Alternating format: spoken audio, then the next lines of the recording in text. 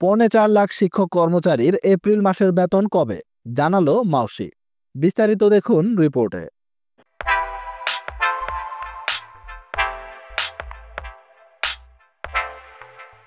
দেশের বিভিন্ন বেসরকারি শিক্ষা প্রতিষ্ঠানে কর্মরত রয়েছেন 4.5 লাখ শিক্ষক কর্মচারী। এখনো পাননি তারা এপ্রিল মাসের বেতন। তবে আগামী সপ্তাহ থেকে তাদের বেতন দেওয়া হতে পারে বলে জানা গেছে।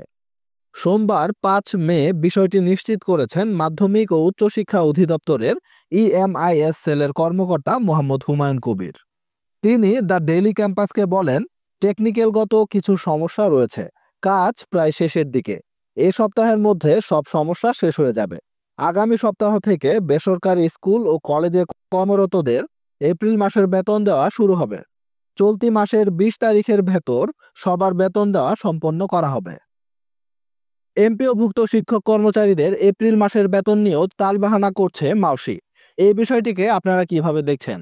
বিষয়টি নিয়ে আপনাদের যে কোনো মূল্যবান মন্তব্য ও মতামত অবশ্যই কমেন্টে লিখুন। দেখা হবে নতুন কোনো ভিডিওতে। ততক্ষণ পর্যন্ত ভালো থাকুন। আল্লাহ হাফেজ।